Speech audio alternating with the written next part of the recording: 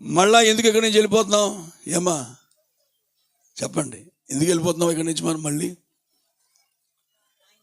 ఏంటమ్మా, డ్రామా అయిపోతే వెళ్ళిపోతామంట. దేవుని స్తోత్రం. చాలా చక్కగా చెప్పారు ఆవిడ. కరెక్టే. మన జీవితం ఈ భూమి మీద డ్రామా. మనందరం ఎవరండి? We are actors. మనమందరం నటీనటులు. వాళ్ళు సినిమాలో నటిస్తారు, మన జీవితంలో నిజంగా నటిస్తున్నాం. ఒక కుమారుడిగా, ఒక భర్తగా, ఒక భార్యగా, తల్లిగా, తండ్రిగా, పాస్టర్గా ఏం చేస్తున్నాం మనం? ఇప్పుడు ఈ పాత్రల్ని మనం పోషిస్తున్నాం. కానీ ఈ భూమిని విడిచిపెట్టి వెళ్ళిన తర్వాత ఇక నేను పాస్టర్ని కాదు, నా భార్యకు నేను భర్తను కాదు, దేవునికి మాత్రమే కుమారుడిగా ఉంటా. నా కొడుకులు ఉండరు. నా కొడుకు దేవుని కుమారుడే, నా కూతురు దేవుని కుమారులే. ఒకవేళ పెళ్ళి పిల్లలు పుడితే వాళ్ళు కూడా దేవుని కుమారులు కుమార్తెలే.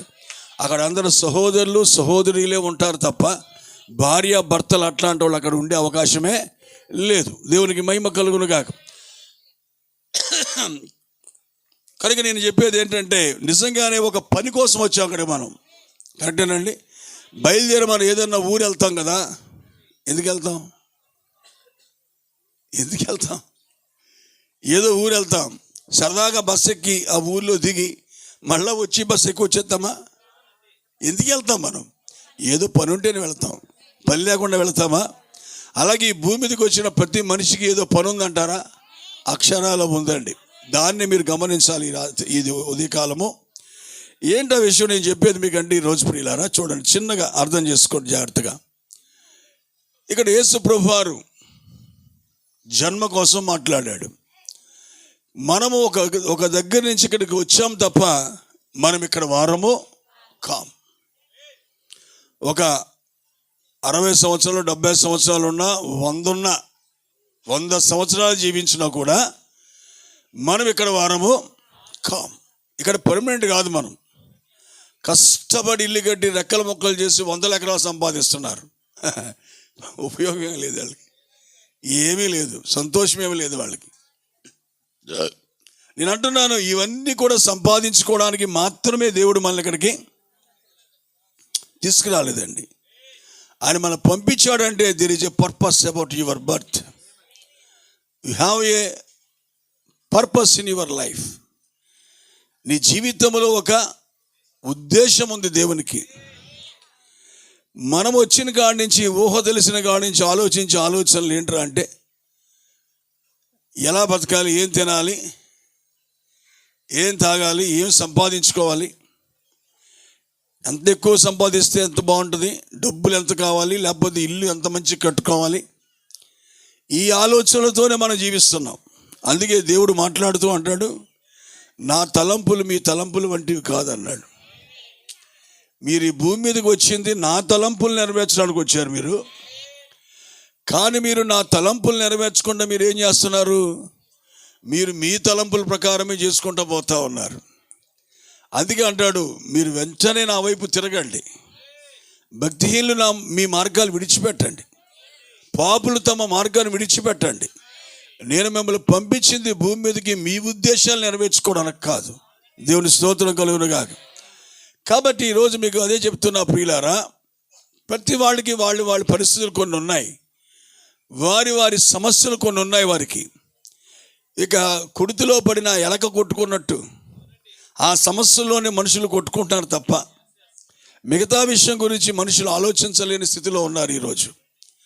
అసలు వచ్చింది ఎందుకు అనే సంగతిని మర్చిపోయి వ్యర్థమైన వాటి గురించి ఎక్కువగా ఆలోచించుకుంటూ పోతా ఉన్నాం ఈరోజు. కాబట్టి క్రైస్తవ్యం అనేది మతం మార్చేది కాదు, కానీ ఒక మనిషిని అసలైన మనిషిగా మార్చగలిగేది.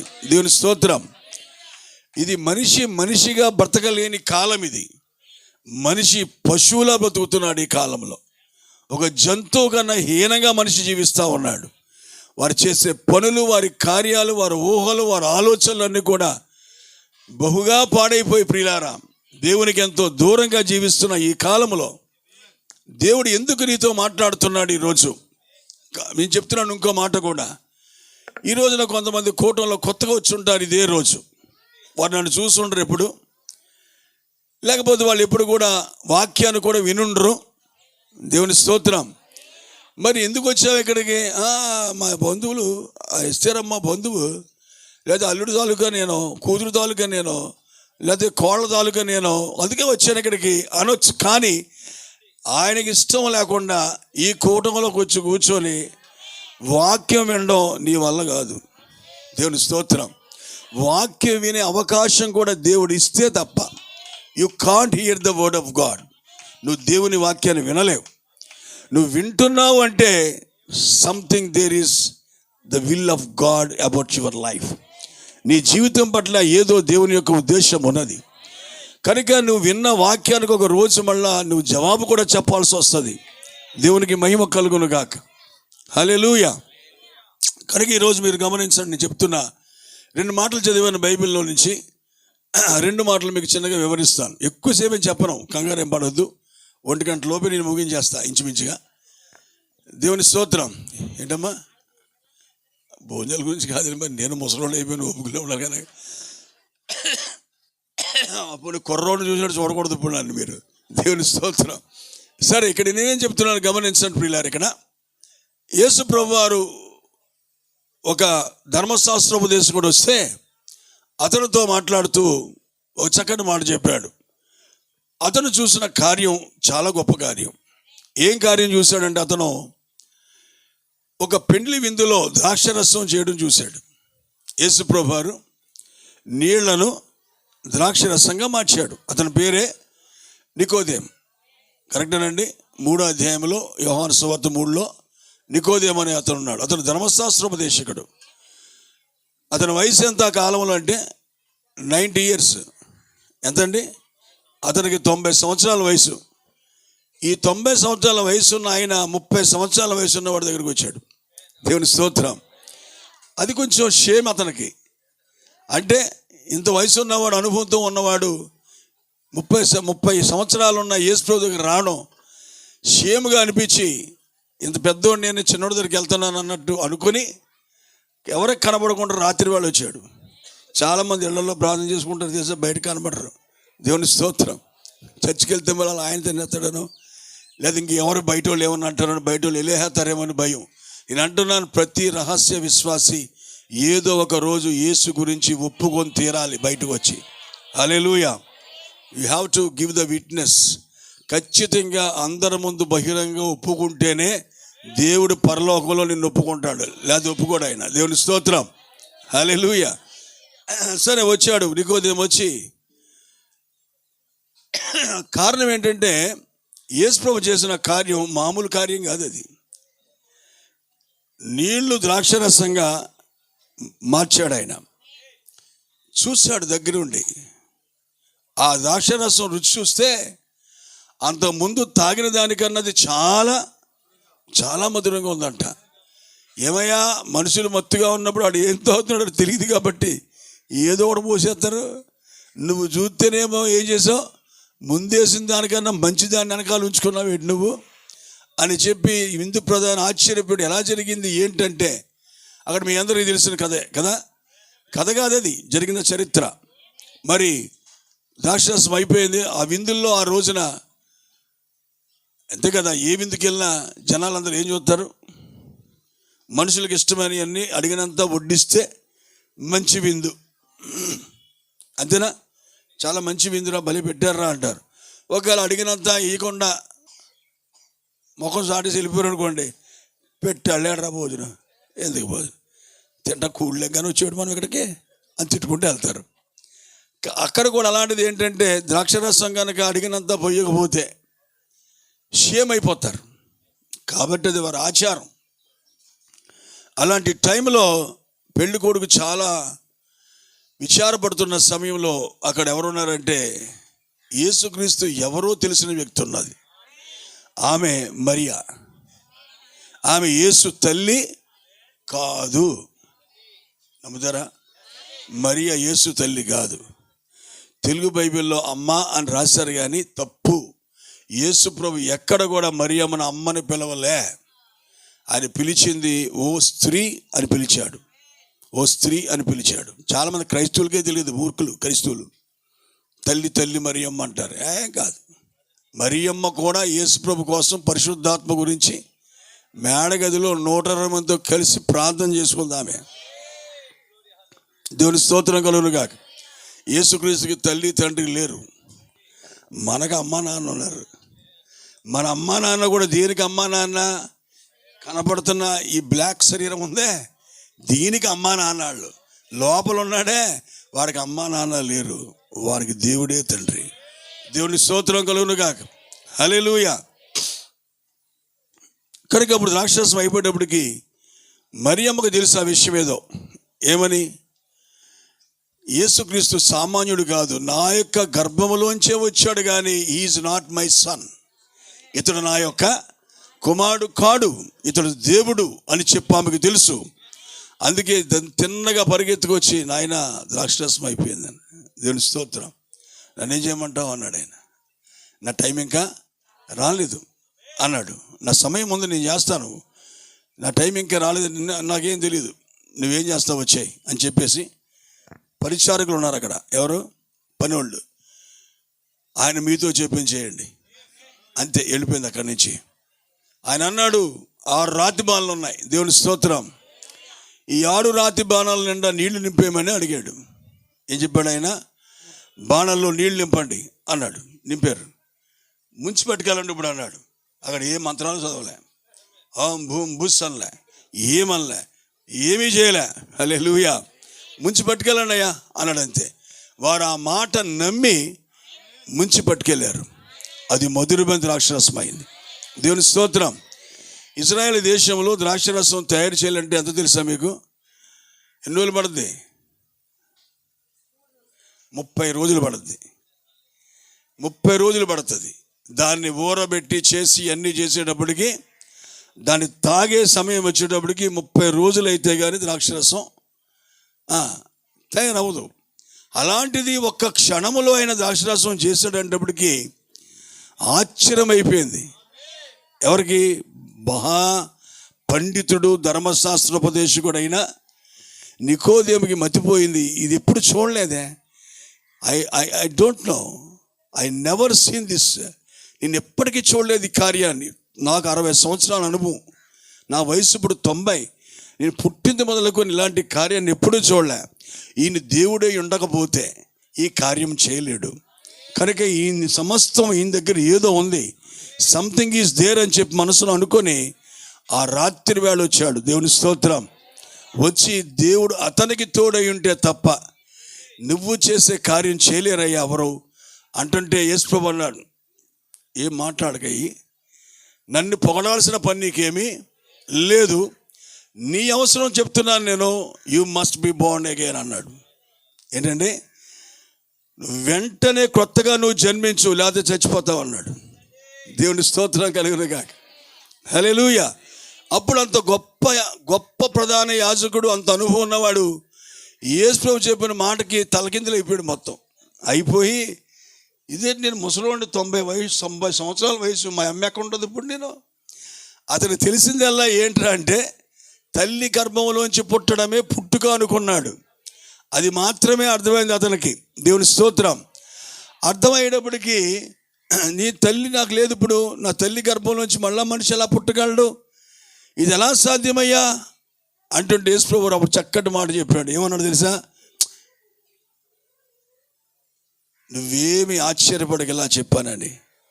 మరలా తిరిగి జన్మించనే మాట చెప్పినందుకు నువ్వు ఆశ్చర్యపడకు. గాలి తనకిష్టమైన చోట వీస్తూ ఉంటుంది, తనకిష్టమైన చోట వస్తుంది, ఇష్టమైన చోటకి వెళ్తూ ఉంటుంది. అలాగే అది ఎక్కడి నుంచి వచ్చిందో ఎక్కడికి వెళ్ళిందో నీకు తెలియదయ్యా. అదే సమయంలో దేవుని మూలంగా పుట్టినోడు కూడా అలాగే ఉంటాడు అన్నాడు. దేవుని స్తోత్రం కలుగునుగా. ఇప్పుడు నేను చెప్పేది ఏంటంటే, ఇందులో ఈ జన్మ మనల్ని భూమి మీద తీసుకొచ్చింది. ఓకే, ఈ జన్మ మనల్ని చెప్పండి, మీరు చెప్తే బాగుంటుంది. ఈ జన్మ మనల్ని ఏం చేసింది? గట్టిగా ఏంటమ్మా? ఈ జన్మ మనల్ని పాపులుగా చేసింది. తెలుసా అండి? ఈ జన్మ వల్లే మనం పాపులు అయ్యాం. మనకి ఆదిలో పాపం లేదు. ఎప్పుడైతే పాప శరీరంలోకి వచ్చామో, ఎందుకంటే ఈ శరీరాలన్నీ కూడా లైంగికంగా పుట్టిన శరీరాలు, కొన్ని ఉద్రేకాలు, కొన్ని యొక్క ఆశలు, కోరిక అలాగా శరీరేచ్ఛలు ఇవన్నీ కూడా ఇందులో ఉన్నాయి కనుక దీనివల్ల పుట్టిన శరీరం కాబట్టి దానికి అవే బుద్ధులు వస్తూ ఉంటాయి. కనుక దిస్ బర్త్ చెప్పండి మేడ్ అస్ ఎ సిన్నర్. మనల్ని ఒక పాపిగా చేసింది ఈ జన్మ. ఒప్పుకుంటారా? దేవుని స్తోత్రం. అందుకే దేవుడు మనుషుల్ని పాపులుగా పుట్టించడం దేవుని చిత్తం కాదు. అందుకే ఆదాముని నీతిమంతుడిగా సృష్టించాడు ఆయన. ఆదామును పరిశుద్ధుడిగా చేశాడు ఆయన. హల్లెలూయా. ఎందుకు ఈ మాటలు చెప్తున్నానంటే, దేవుడు మనిషిని తీసుకెళ్ళి ఎక్కడో ఉండి, అరే అక్కడే ఉండరు, నువ్వు నీకు నాకు కుదరదు, నువ్వు వేరే నేను వేరే అని చెప్పి దూరంగా పెట్టే ఉద్దేశం కాదు దేవుడిది. నీతో నాతో కలిసి ఉండాలని కోరుకునేవాడు దేవుడు. దేవుని స్తోత్రం. Because why? We are the children of God. మన దేవుని పిల్లలం కాబట్టి తండ్రి ఎవడన్నా తీసుకెళ్ళి గదిలో పెట్టారు, మీరు అక్కడ ఉండరా, నేను చోట రాకూడదు మీరు అంటాడు ఎవడన్నా. బాబు అలా అన్నాడంటే ఆడు ఎవడరా అయి ఉంటాడు? కిరాతకుడు అయి ఉంటాడు, లేదా ఏ రాక్షసుడు అయి ఉంటాడు, పనికిమాలోడు అయి ఉంటాడు. దేవుని స్తోత్రం. ఆఫీసు నుంచి పని నుంచి వచ్చేటప్పటికి పిల్లలు బిలబిల మన దగ్గరికి వస్తే తండ్రికి ఎలా ఉంటుంది? ఎంతో సంతోషపడతా ఉంటాడు. అలాగే దేవుడు కూడా ఆనందించే దేవుడై ఉన్నాడు. కానీ నిన్ను నన్ను దేవుడి నుంచి దూరం చేసింది ఏదిరా అంటే ఓన్లీ ద సిన్. పాపమే దూరం చేసింది. ఈ పాపం ఆదిలో దేవుడు సృష్టించింది కాదు. మరొక దుర్మార్గుడు ఉన్నాడు కాబట్టి లోకంలో వాడే తప్పు చేయించి మనుషుల చేత ఏం చేశాడు? వాడు దేవునికి మనిషికి ఉన్న సహవాసాన్ని చెడగొట్టాడు. వాడు మనిషిని దేవుని నుంచి సహవాసం లేకుండా దూరం చేశాడు. పిల్లలు ఎందుకంటే వాడు కోరిక అదే, మనుషులు దేవునితో కలిసి ఉండకూడదని కోరిక. దానికి కారణం ఏంటి చెప్పండి? ఆడు ఒకప్పుడు అక్కడే ఉండేవాడు దేవుడి దగ్గర. ఆడు బయటికి గెంటివేయబడ్డాడు కనుక కక్ష తీర్చుకొని నాకు లేని సహవాసం వీళ్ళు ఎవరికీ దక్కకూడదనే ఉద్దేశంతో ఏం చేశాడు? మనుషులైన మన జాతిని కూడా ఏం చేశాడు? వాడు దేవునికి దూరం చేశాడు. కాబట్టే చెప్తున్నాను ప్రియులారా, ఒక జన్మ నిన్ను పాపిగా చేస్తే మరో జన్మ నిన్ను పరిశుద్ధుడిగా చేస్తుంది. దేవుని స్తోత్రం. అందుకే ఇక్కడ దేవుడు చెప్తున్న మాట ఏంటంటే, ఈ భూమి మీదకి మనం వచ్చింది, మన దేవుని ఉద్దేశం ఏంటి తెలుసా? ఈ భూమి మీదకి ఈ శరీరంలో రాకుండా నువ్వు తిరిగి మళ్ళీ జన్మించడం నీ వల్ల అవ్వదు. నా మాట అర్థమైందా? బాగా అర్థమైందా? అందరికీ వచ్చింది ఎందుకు? తిరిగి జన్మించడానికి వచ్చాం. మళ్ళా ఈ శరీరంలో జీవిస్తూ, ఈ శోధనలు అనుభవిస్తూ, ఈ పాపం చేత శోధించబడుతూ, దీన్ని జయించి వెళ్ళడానికే దేవుడి భూమి తీసుకొచ్చాడు నిన్ను. దేవుని స్తోత్రం. అందుకే ప్రవక్త అంటాడు, ఈ మెల్కీసెదెకు ఎవరనే వర్తమానులు అంటాడు ఆయన. అక్కడ మాట చెప్పాడు, we Born in the defeated side అన్నాడు. అంటే మనం ఓడిపోయిన పక్షంలో పుట్టాం. మన జన్మే పాపం. పుట్టుకలోంచి ఎవడన్నా నేర్పుతున్నాడా చెప్పండి? అబద్ధం ఆడమనో, తప్పు చేయమనో, మోసం చేయమని ఎవడో నేర్పుతున్నాడా? మనకి ఎవడు నేర్పకుండానే మన జీన్స్లోనే ఉన్నాయి. దేవుని స్తోత్రం. వింటున్నారు అందరూ కూడా? దేవుడు ఆదిలో ఏం చేశాడు? మనిషిని ఎలా చేశాడు దేవుడు మనిషిని? చెప్పండి. ఆదిలో మనిషిని దేవుడు ఎట్లా చేశాడు? నేను చాలా సింపుల్గా చెప్తున్నాడు, మీకు అర్థమయ్యేలాగా. అందరికి అర్థమవుతుంది నేను చెప్పేది. మనిషిని ఆదిలో దేవుడు ఎలా చేశాడు? ఎలా చేయాలనుకున్నాడు? తన పోలికలో, తన స్వరూపములో. హల్లెలూయా. తన పోలిక అంటే పరిశుద్ధత, తన స్వరూపం అంటే ఆత్మస్వరూపము. దేవుడు ఆత్మ కనుక నిన్ను నన్ను ఆత్మగానే చేశాడు. దేవుడు పరిశుద్ధుడు కనుక నిన్ను నన్ను పరిశుద్ధుడిగానే చేశాడు. అయితే ప్రియ దేవుని బిడ్డలారా, ఇలాగ జరిగిన తర్వాత మనుషుడు కొద్ది కాలానికి సాతాను యొక్క మోసం చేత పడిపోయి పాపిగా మారిపోయాడు. కనుక నా ప్రియ దేవుని బిడ్డలారా, ఈ భూమి మీదకి ఇప్పుడు మనుషులందరూ వస్తున్నారంటే జాగ్రత్తగా గమనించాలి. దేవుడు ఆదిలో ఒక మనిషిని సృష్టించిన ఒక విధానం ఉంది, నిజమేనా? ఆదామును ఎలా చేశాడో అలాగనే దేవుడు మనుషులందరినీ చెయ్యాలనేది దేవుని యొక్క ఉద్దేశము. దేవుని స్తోత్రం. పరిశుద్ధులుగానే పుట్టించాలని దేవుని కోరిక ఉంటే అవ్వమ్మ మధ్యలో చొరబడి తప్పు చేసిన కారణం చేత దేవుడు ఈ రీతిగా లైంగికంగా, దేవుని స్తోత్రం, కలియుట ద్వారా పిల్లలు పుట్టడం అనే ఈ కార్యాన్ని దేవుడు అనుమతించాడు. This is not at all the perfect will of God. ఇది సంపూర్ణంగా దేవుని చిత్తం కాదు, కానీ అనుమతించాడు. అప్పటి నుంచే భార్యాభర్తల బంధాన్ని దేవుడు పరిశుద్ధపరిచాడు. దేవుని స్తోత్రం కలుగునుగాక. కాబట్టి పుట్టిన పిల్లలు మనము తప్పులోంచి పుట్టాం కాబట్టి మంచి పిల్లల్ని కండం మన వల్ల చెప్పండి అవ్వట్లేదు. అవుతుందా? అవట్లా. ఈ కోరికలు లేని మనిషి పుడుతున్నాడు ఎక్కడన్నా? దేవుని స్తోత్రం. అందుకని ఆయన అన్నాడు, ఎవరంటే బుద్ధుడు ఏమన్నాడంటే, కోరికలే దుఃఖానికి కారణం అన్నాడు. కోరికలే దుఃఖానికి కారణం అని చెప్పి అన్నీ త్యజించి తపస్సు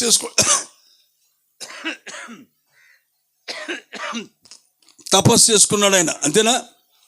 అయితే ఆయనకు దివ్య దర్శనం కలిగింది. తెలుసా మీకు? బుద్ధుడు మెస్సియా అయిన ఒక ఆయన వస్తాడని ప్రవచించాడని మీకు తెలుసా? మెస్సియా అనే ఒక ఆయన వస్తాడని ప్రవచించాడు బుద్ధుడు. క్రీస్తు కన్నా ముందు వాడు ఆయన. క్రీస్తు కన్నా ముందు ఉన్నాడు. అదే యేసుక్రీస్తు అయితే అందరికంటే ముందు ఉన్నవాడు. అప్పుడు ఆత్మగా ఉన్నాడు. 2000 సంవత్సరాల క్రితం అదే దేవుడు శరీరంగా వచ్చాడు భూమి మీదకి. దేవుని స్తోత్రం కలుగును గాక. హల్లెలూయా. కనుక ఈ బుద్ధుడు గారు ఏమన్నాడంటే, ఆయన పేరు సిద్ధార్థుడు. అయితే ఒక మాట అన్నాడు, కోర్కెలే ఈ దుఃఖానికి కారణం అన్నాడు. కానీ అంటున్నాను, బాగానే గమనించాడు. కానీ కోరికలు తీసేది మనగాడేవాడు? కోరికలు లేకుండా చేయగలిగేవాడేవాడు? ఎవడన్నా చేయగలడా? కోరికలు లేకుండా ఎవడన్నా చేయగలడా? దేవుని స్తోత్రం కలుగును గాక. కాబట్టి నా ప్రియ సోదరి సోదరులారా, కోరికలు లేకుండా అవ్వాలంటే అది నీ నేచర్లో నుంచి పోవాలి, బయటికి నీ స్వభావంలోంచి బయటికి పోవాలి. నోబడి కెన్ డూ దస్. ఎవ్వడు దాన్ని చేయలేడు. Only the creator God himself he can do. ఖచ్చితంగా దేవుడు అనబడేవాడు, సృష్టికర్త అయిన వాడు, నిన్ను సృష్టించగలిగిన వాడే ఈ స్థితిలోంచి నేను విడిపించగలడు తప్ప మరో మార్గమే లేదు. దేవుని స్తోత్రం కలుగును గాక. సరే, ఎక్కువ టైం అయిపోతున్నట్టు అనిపిస్తుంది నాకు. చూడండి, మరి ఈ సమయంలో నేనేమంటున్నానంటే, పిల్లరా, అందుకే యేసుప్రభు వారు స్పష్టంగా చెప్పాడు, నువ్వెంత గొప్పవాడువో, ధర్మశాస్త్ర ఉపదేశకుడువో, ఈ సంగతి అంతా నాకు తెలుసు, కానీ నువ్వు మళ్ళీ పుట్టాలి అబ్బాయి అన్నాడు. కరెక్టేనండి? మళ్ళీ పుట్టాలనే మాటకు అర్థం మీకు అర్థమైందా?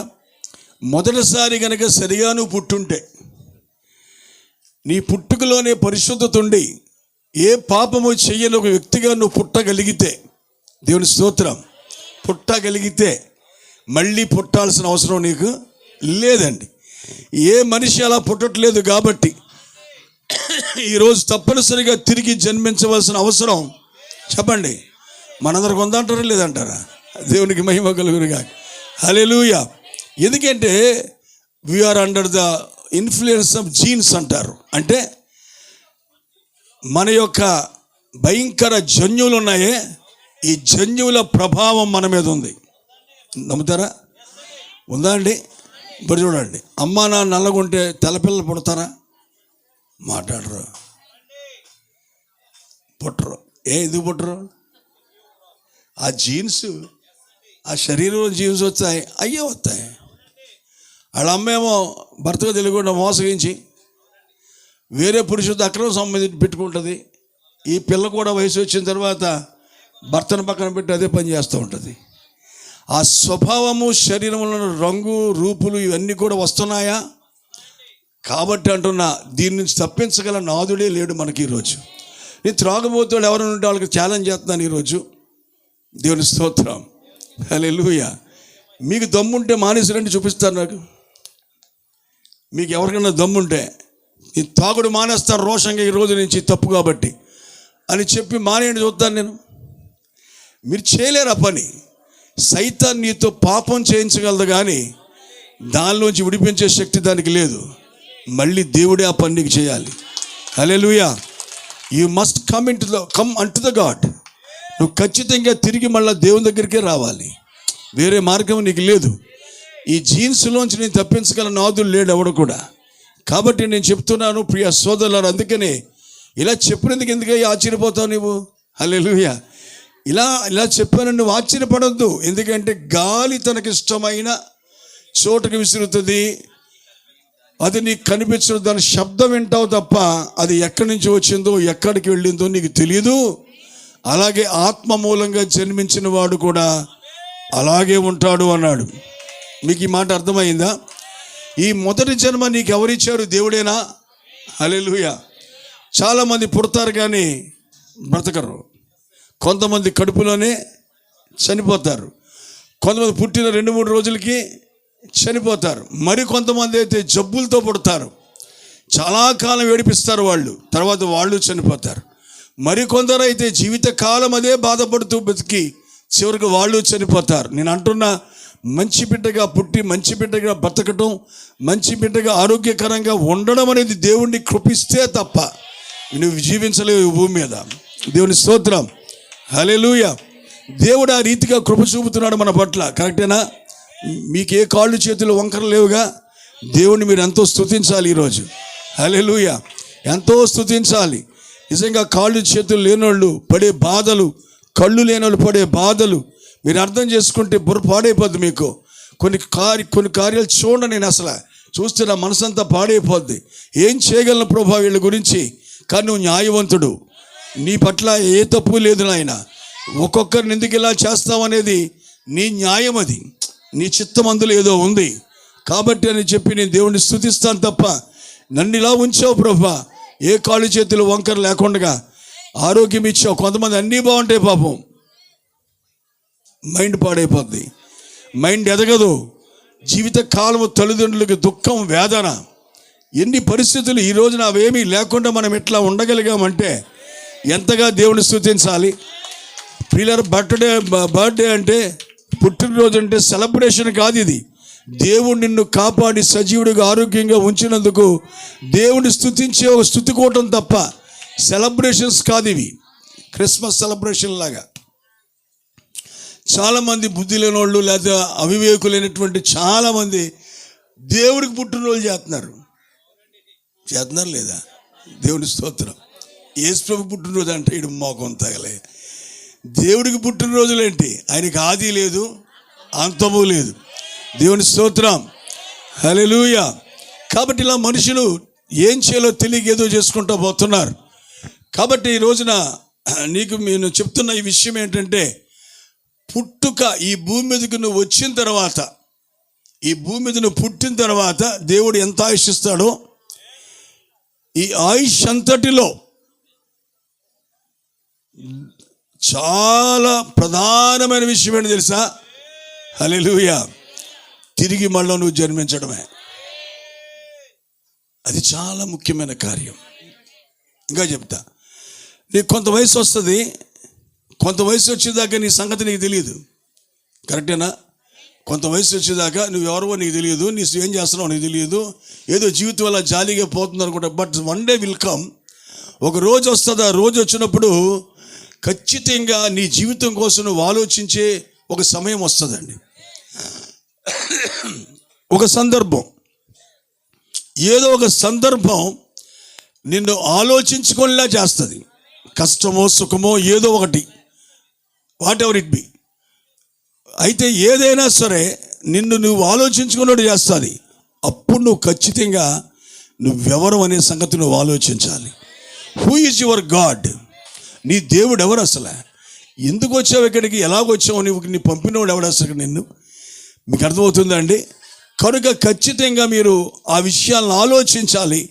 అప్పటి నుంచి నీవు కొత్తగా జన్మించడానికి నువ్వు ప్రారంభించాలి. దేవుని స్తోత్రం కలుగునుగాక. ఆలోచించాలి. ఎందుకంటే నేనేమంటున్నానంటే, ఈ మొదటి జన్మ ఇచ్చిన దేవుడే నువ్వు నిజంగా దేవునికి అప్పగించుకున్నప్పుడు రెండో జన్మ కూడా దేవునికి ఇస్తాడు. దేవుని స్తోత్రం. ఆ రెండవ జన్మే నూతన జన్మ అంటారు, క్రొత్తగా తిరిగి జన్మించటము అంటారు. నేను ఒక మాట చెప్తున్నా, క్రొత్తగా తిరిగి నువ్వు జన్మించకుండా పరలోక రాజ్యం వెళ్ళే అవకాశమే ఎవరికీ లేదండి. అది ఈ మాట చదివేసి నేను ముగిస్తా. చూడనప్పుడు చదవండి, మళ్ళీ చదవండి. గలతీ పత్రిక క్రొత్త సృష్టి పొందుటయే గాని సున్నతి పొందుట యందు ఏమీ లేదు, పొందకపోవుట యందును ఏమీ లేదు. మీరు అర్థం చేసుకున్నారా? ఎందుకంటే సున్నతి కూడా ఎట్లాంటిదంటే ఒక మతాచారం లాంటిది. ఒకప్పుడు ఇశ్రాయేలుకు దేవుడిచ్చిన ఒక గురుతు లేక సూచన, నీవు నా బిడ్డవనుకుంటే నీకు సున్నతి ఉండాలి అని చెప్పాడు ఆయన. ఇశ్రాయేలీల్లో ఆ సున్నతే వారిని చాలా గర్విష్ఠులుగా చేసిందండి. మేము సున్నతి పొందినోళ్ళు, మేము సున్నతి పొందినోళ్ళు, దేవుని ప్రజలం అని పెద్ద గర్వించేవాళ్ళు వాళ్ళు. అలాంటి పరిస్థితుల్లో ప్రియ సోదరులారా, చివరికి పౌలు గారు ఆ సున్నతి దాంట్లో అలాంటి కార్యాల్లో చాలా ఉద్దండు, మహారోషం కలిగిన వ్యక్తి, ధర్మశాస్త్రంలో గొప్ప పండితుడైనటువంటి వ్యక్తి ఒకానొక రోజున నిజాన్ని గ్రహించిన వాడే ఏమంటున్నాడు, సున్నతిలో ఏమీ లేదురా అన్నాడు. దేవుని స్తోత్రం కలుగునుగా. కాబట్టి ఈరోజు మీకు ఆ విషయమే చెప్తున్నాను. ఏంటి తెలుసా? సున్నతి గురించి ఆలోచించకండి. అంటే బాప్తిసం పొందామా లేదా? నో. బాప్తిసం పొందామా లేదా గొప్ప విషయం కాదు అది. బాప్తిసం ఎవరైనా పొందొచ్చు. అయ్యా ఇదిగోండి మా పెద్ద అమ్మాయికి పెళ్ళి అయిపోతే నేను మతం ఇచ్చేసుకుంటాను. ఇచ్చేసుకో మతం. మతం అయితే నీకు దొరికేస్తుంది. అది క్రైస్తవం ఎన్నటికీ మతము కాదు. No, this is not a religion. దీన్ని మతం అన్నవాడు మూర్ఖుడు అంతే. ఇది మతం కాదు అసలు ఇది. అయితే కొంతమంది మూర్ఖులైన క్రైస్తవులు దీన్ని ఆ విధంగా బోధించి తప్పులు చేసిన కారణం చేత బయట ఉన్న మన హైందవ సోదరులకి వేరుగా అర్థమైంది. దీన్ని మతం మతం మతం అన, ఇది మతమే కాదు అసలు. దేవుని స్తోత్రం కలుగును గాక. హల్లెలూయా. ఇది ఒక జాతి వారికి, ఒక క్యాస్ట్ వారికి సంబంధించింది చెప్పండి కాదండి. ఇందులో అన్ని రకాల క్యాస్ట్లో ఉన్నారు. ఇందులో నేను చెప్తున్నాను, ఏ పాస్టర్ బోధ చేయకపోయినా నువ్వు దేవుణ్ణి నమ్మాలంటే నమ్మేలా చేయగలడు దేవుడు నిన్ను. దేవుని స్తోత్రం.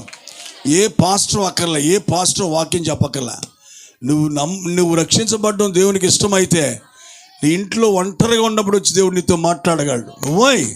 Hour God is living God. మన దేవుడు చెప్పండి సజీవుడైన దేవుడు. ఆయన చచ్చిపోయిన దేవుడు కాదు. తన బిడ్డలో బాధపడుతుంటే మౌనంగా ఉండేవాడు కాదు, చూస్తూ ఊరుకుండేవాడు కాదు. చూడగలిగే దేవుడు ఆయన, వినగలిగే దేవుడు ఆయన, అవసరాన్ని బట్టి సహాయం చేసే దేవుడు ఆయన. దేవునికి మహిమ కలుగునుగాక. ఆ రీతిగా నా సోదరులారా, చాలామంది అనుకున్నారు మత మార్పిడి ఇదే గొడవ. ఎక్కడ చూసినా ఏంటో నాకు అర్థం కావట్లే. మత మార్పిడి ఏంటరా బాబు, ఇదేం గొడవ? ఒక మనిషిని తీసుకెళ్ళి నీటిలో ముంచేస్తాడు, మతం మారిపోతాడా? కుక్కను తీసుకెళ్ళి ముంచిన అంతే కదా. మాట్లాడండి. కుక్కను తీసుకెళ్ళి కూడా నీటిలో ముంచేస్తే అది కూడా క్రైస్తవుడు అయిపోతాడా? దేవుని స్తోత్రం. సేమ్ మారు మనసు లేని మనిషిని తీసుకెళ్ళి నీటిలో ముంచితే ఆడు కూడా అదే అవుతాడు. కరెక్టేనా కాదా? ఏంటిది అసలు? మనుషులు అర్థం లేకుండా తమకు జీవాన్ని ఇచ్చే మార్గాన్ని చెరుపుకొని ఏదైతే వారిని మార్చగలదో, ఏదైతే వారికి జీవాన్ని ఇవ్వగలదో దాన్నే కాలదనుకొని లేని దానికోసం ప్రయాసపడి ప్రాకులాడుతున్న కాలం ఇది. నేనెవ్వరిని విమర్శించట్లేదు, కానీ నా ప్రియ సహోదరులు మనసుతో ఆలోచించాలని మాత్రం కోరుకుంటున్నా. దేవుని స్తోత్రం. దేవునికి మహిమ కలుగును గాక. హల్లెలూయా. అందుకని కొత్త సృష్టి పొందుట యందే తప్ప సున్నతి పొందుట యందు ఏమీ లేదు, పొందకపోటి యందు ఏమీ లేదు. అంటే దాని అర్థం ఏంటంటే సున్నతి నిన్ను మార్చదు. చాలా చక్కగా చెప్పుకొచ్చాడు పౌలు. అంతరంగమందు యూదుడైన వాడే యూదుడు. కరెక్టేనా? అంతరంగమందు యూదుడైన వాడే యూదుడు. ఇప్పుడు అంతరంగములో క్రైస్తవుడైన వాడే క్రైస్తవుడు. చర్చిలకు వెళ్ళి బాప్తిసాలు పొందిన వాళ్ళందరూ క్రైస్తవులు నేను చెప్పట్లే, బైబిల్ చెప్తుంది. No no. వస్తువులు తీసేసి గబగబా వెళ్ళి బాప్తిసం పొందేసి మేము క్రైస్తవులమే, నో. బైబిల్ ఒప్పుకోద్దు దాన్ని. No no no no. Everybody should have the rebirth, the new birth. ఖచ్చితంగా మళ్ళీ పుట్టాలి. హల్లెలూయా. మళ్ళీ పుట్టాలి, మళ్ళీ జన్మించాలి. దేవుని స్తోత్రం. హల్లెలూయా. వాళ్ళకి అక్కర్లేదు. ఎందుకు? వాళ్ళకి ఇది అర్థం కాదు కదా. అలా పెట్టుంచండి అన్న, ఏం పర్లేదు, మీరు అలా పెట్టుంచండి. మిగతా కార్యక్రమాలు వేరే, క్రిస్టియన్ కార్యక్రమం వేరుగా ఉంటుంది. దేవుని స్తోత్రం. క్రిస్టియన్ పెళ్ళి అయినా, క్రిస్టియన్ కూటమైనా మెయిన్ ఏంటంటే మెసేజే, అందరూ వింటారు. దేవుని స్తోత్రం కలుగును గాక. హల్లెలూయా. సరే, ఇప్పుడు నేను ఏమంటున్నానంటే ప్రియులారా, బాప్తిసాలు పొంది అంతా అయిపోయింది అనుకుంటున్నారేమో చాలామంది. నో. బాప్తిసం క్రొత్త జన్మ పొందడానికి ఒక మెట్టు తప్ప, క్రొత్త జన్మ పొందడానికి నువ్వు ప్రారంభిస్తున్నావు, కానీ అది క్రొత్త జన్మ కాదు. మీకు అర్థమైంది అందరికీ? కనుక పాస్టర్లు కొత్తగా జన్మించాలి, పాస్టర్లు కొత్తగా జన్మించాలి, విశ్వాసులు కొత్తగా జన్మించాలి, బాగా సీనియర్ విశ్వాసులు కూడా కొత్తగా జన్మించాలి. కారణం ఏంటి? ఇంకో మాట కూడా చెప్తున్నా, they don't know what is the new birth. చాలామందికి క్రొత్త జన్మ అంటే ఏంటో కూడా తెలియని వాళ్ళు క్రైస్తవుల్లో పలు మంది ఉన్నారు ఈరోజు. నేను చెప్తున్నాను, అందుకనే ఎవరైతే ఆత్మమూలంగా జన్మిస్తారో వాళ్ళే దేవుని కుమారులు, కానీ బాప్తిసం పొందిన వాళ్ళు అందరూ దేవుని కుమారులు కుమార్తెలు. గట్టిగా చెప్పాలి, నాకు అర్థమవుతుందా మీకు? దేవుని స్తోత్రం. సున్నతి బాహ్య సంబంధమైందే తప్ప అది అంతరంగానికి సంబంధించింది కాదండి. హల్లెలూయా. అది బాహ్య సంబంధమైనది మాత్రమే, బాహ్యంగా ఒక సూచన. అలాగే ఇక్కడ ఈ మాట చెప్పి ముగిస్తాను, దీంతో క్లోజ్గా ముగిస్తా. చూడండి, ఇప్పుడేమన్నాను, అబ్రహామును దేవుడు పిలిచినప్పుడు అబ్రహాము దేవుని మాట నమ్మాడు, లోబడ్డాడు, దేవుని వెంబడించాడు. అప్పుడు దేవుడు సున్నతి అనే ఒక గుర్తుని ఇచ్చాడు. ఎవరికి? అబ్రహాముకి. కరెక్టేనండి? అలా ఈరోజు కూడా నీవు కూడా ఖచ్చితంగా దేవుని యందు విశ్వాసం ఉంచి మారు మనసు పొందుకొని ప్రభువైన యేసుక్రీస్తు నామములో బాప్తిసం పొందుకొని పరిశుద్ధాత్మను పొందుకొని ఖచ్చితంగా యథార్థంగా నడుస్తూ ఉంటే నువ్వు అనుకోనని గడియలో అప్పుడు కొత్త జన్మ అనేది దేవుడు నీకు ఇస్తాడు. కొత్త జన్మ అంటే నీ నడవడిని బట్టి దేవుడికి ఇచ్చేదే, కానీ ప్రియ సోదరులారా, అది నేను సంపాదించుకోగలిగేది కాదు.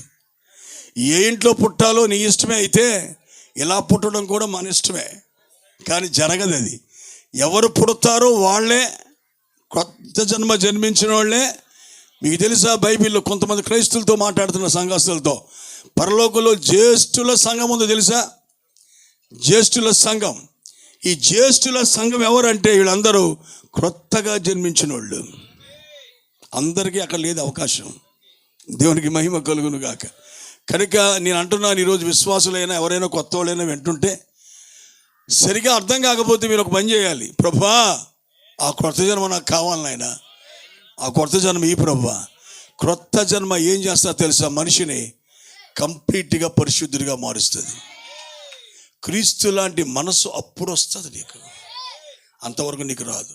బాప్తిసం క్రీస్తు లాంటి మనసు నీకు ఇవ్వదండి. చాలాసార్లు ట్రై చేస్తాం, అలాగ ఉండాలి, ఇలాగ ఉండాలి, వేసి చూడకూడదు, ఎంత చూడకూడదు అనుకున్నా సెల్ ఫోన్ ఎదురుకుండా ఉంటుంది. అవి చూస్తా కూర్చుంటాం, అందులో వేసి రక్తం వచ్చి ఇది చూస్తానంటే మళ్ళీ తీసేసి అవతల పడేసి మళ్ళీ చేస్తాం. అంటే నువ్వు మారలేదు, ఇంకా నీ లోపల ఉంది అది. కనుక ఇప్పుడు కొత్త జన్మ అనేది నీ స్వభావాన్ని మార్చేది. ఇదే ఆఖరి మాట. అసలు ఈ భూమి మీదకి దేవుడు నిన్ను పంపిందే పాడైన నీ స్వభావం మళ్ళా మార్చబడ్డానికి పంపించాడు. మారేటువంటి మనసు నీకున్నా నువ్వు మారలేవు, కానీ నీకుండి దేవుడిని అడిగితే దేవుడు తప్పకుండా నీకు ఆ మనసు ఇస్తాడు. నీకు ఆ స్వభావమే మార్చబడకుండా సంఘంలో ఎన్ని పెద్ద రకాలు చేసినా నువ్వు ఉండేది రేపు పాతాళంలోనే. గుర్తుపెట్టుకోండి. దేవుని స్తోత్రం. అద్భుతమన్నమాట. హల్లెలూయా. స్వభావం మార్చుకోవడానికే. ఆ స్వభావం మారే శక్తి ఎక్కడుంది చెప్పండి మీరు అందరూ? ఎక్కడుంది? మరో మాట చెప్పండి. దేవుడు ఈ కాలానికి పంపిన వాక్యములో ఉంది. దేవుని స్తోత్రం. అందుకే అన్న, పుట్టినరోజు గొప్ప కాదు, నువ్వే కాలంలో పుట్టవది గొప్ప. నిన్ను దేవుడు ఆగి ఇంతకాలం చూసి మీ ముత్తాతలందరినీ కాపాడుకుంటూ వచ్చి, కరెక్టేనా కదా? నేను ఇప్పుడు ఈ కాలంలో ఉండాలంటే నేను పుట్టేటప్పుడు మా నాన్నగారు ఉండాలి. మా నాన్నగారు ఉండి మా నాన్నగారి ద్వారా నేను ఈ భూమి మీదకి రావాలంటే మా తాత ఉండాలి. ఆ టైంలో మా తాత రావాలంటే ఆడ తాత ఉండాలి. ఎంతమంది తాతలను దేవుడు కాపాడాడు? ఎంతోమంది తాతల్ని దేవుడు నీ కోసం కాపాడి సమయం వచ్చినప్పుడు నీ తండ్రిని తీసుకొచ్చి తండ్రి ద్వారా నిన్ను తీసుకొచ్చాడు ఇక్కడికి. ఎంచి ఎంచి ఎంచి ఈ కాలాన్ని దేవుడు నీకు ఎందుకు ఇచ్చాడంటే ఈ కాలంలో నువ్వు క్రొత్తగా జన్మించే వాక్యాన్ని దేవుడు పెట్టాడు ఇక్కడ. హల్లెలూయా. అందుకే పౌలు గారు చాలా చక్కటి మాట వాడాడు. నూతన సృష్టి, ద న్యూ క్రియేషన్ అన్నాడు. కొత్త సృష్టి పొందుటయందే తప్ప సున్నతిలో ఏమీ లేదు అన్నాడు. కనుక కొత్త సృష్టి పొందకుండా బాప్తిసాల వల్ల ఏమీ ఒరిగేది ఉండదు. వింటున్నారా? హల్లెలూయా. చాలామంది ప్రయాసపడి కష్టపడిపోయి బాప్తిసం పొంది అమ్మయ్యా హల్లెలూయా నేను రక్షణ పొందేసుకుని టికెట్ వచ్చేసింది నా చేతిలోకి. ఇంకా నీకు టికెట్ ఉంటుంది, నీకు వీసా ఇవ్వడక్కడైనా. దేవుని స్తోత్రం. చాలామంది కొయిటా వెళ్ళడానికి ప్రయత్నిస్తుంటారు కదా. డబ్బులు ఉంటాయి కాబట్టి టికెట్ కొనేసుకుంటారు, అప్పు చేసి టికెట్ కొనేస్తారు. టికెట్ కొనేసిన తర్వాత అక్కడ వీసా మార్చేస్తుంటాడు. రేపు ఇస్తాను ఎల్లుండి ఇస్తానంటే ఆ 7 పూట్లు చూస్తా కూడుకుంటారు. వీళ్ళు హైదరాబాద్ వెళ్ళిపోయి ఆడి దగ్గర వీడి దగ్గర చాలా బాధ పడిపోతా, ఎప్పుడు ఇస్తుంది బాబు వీసా, ఎప్పుడు వస్తుంది బాబు వీసా అని చూస్తుంటారు కదా. అలాగే టికెట్ను కొనేసుకుంటాం మీ పార్స్గా తీసేస్తాడు నీకు. ఎందుకంటే జనం పెరగాలి కాబట్టి. తెలుస్తుంది సంఘంలో జనాలు పెరగాలి కాబట్టి పాస్టర్లో ఆడిని మబ్బి పెట్టేసి వచ్చి బాప్తిసం పొందే అంటాడు. పొందేస్తాం, అయిపోయింది. ఏమైపోయింది? అక్కడికి వచ్చేసి రాంబోతులా నీ మీద ముద్ర వేస్తాడు. నువ్వు నా విశ్వాసమే, నీకు ఎక్కడికి వెళ్ళకూడదు, నువ్వు ఇక్కడే ఉండాలి నువ్వు అంటాడు. దేవుని స్తోత్రం. కానీ ప్రియ సోదరు, వీసా ఇచ్చివాడు ఆయన. పక్షపాతం లేని దేవుడు. ఆయనకి పాస్ట్ అని లేదు, పెద్ద అని లేదు. నువ్వెన్ని చేసినా పట్టించుకోడు. ఆయన వాక్యాన్ని నెరవేరిస్తేనే ఆయన దగ్గరికి వచ్చేది. నేనైనా నువ్వేనా, నో డిఫరెన్స్ అట్ ఆల్. ఏ తేడా లేదు ఆయన దగ్గర. అందరినీ సమానంగా తూకంలో తూచే దేవుడు ఆయన. దేవుని స్తోత్రం కలుగునుగా. కాబట్టి ఈ యొక్క మధ్యాహ్న వేళ వాక్యం వింటున్న మీరు ప్రియులారా, మీరు వచ్చింది కొత్తగా జన్మించడానికి. ఒక నామకార్థ క్రైస్తవుడిగా నామకార్థ సంఘములో చేరి ఒక సంఘములో సభ్యుడిగా మిగలటానికి కాదు నిన్ను దేవుడు పిలుస్తా. నిన్ను పిలిచింది కొత్తగా జన్మించి ఆయన బిడ్డగా అక్కడ ఉండాలని కోరుకుంటున్నాడు. దేవునికి మహిమ కలుగును గాక. కాబట్టి ఖచ్చితంగా మీరు ఆశ్చర్యపోవద్దు విషయాలు విని. కానీ ఇది నిజం. మీ జీవితం కోసం మీరు ఆలోచించుకోండి. Your life is in your hands. నీ చేతిలోనే నీ జీవితం పెట్టాడు దేవుడు. నీవు you have to decide wear ever you want to go. నువ్వు ఎక్కడికి వెళ్ళాలో, ఏమి చేయాలో, ఎక్కడికి వెళ్తావో, లేకపోతే పరలోకి వెళ్తావో, పాతాళం వెళ్తావో, వాక్యం త్రోసేస్తావో, యేసుప్రభువుని తిడతావో, లేదా అంగీకరిస్తావో, అది నీ ఇష్టమే, నీ చేతిలో ఉంది. ఈ కూడిక కూడా ఒకరికి ఇది హెచ్చరిక అయి ఉంది, కొందరికి ఇది హెచ్చరికగా ఉంది. గుర్తుపెట్టుకొని జాగ్రత్తగా జీవించాలని కోరుతున్నా. ఈ జీవితం ముగించబడే సమయం వస్తే ప్రియులారా, glory to lord, you will lose every chance in your life. నీ జీవితంలో ప్రతి అవకాశం నువ్వు పోగొట్టుకుంటావు, ఇంకేమీ చేయలేవు. కనుక మరి ఆ కుమారుడు పుట్టాడు. ఆ పుట్టినవాడు దేవుని ఆలోచన ఎరిగి మళ్ళా పుడితే అదే ఆ జన్మ సార్థకత. God bless you. దేవుడు మిమ్మల్ని దీవించును గాక.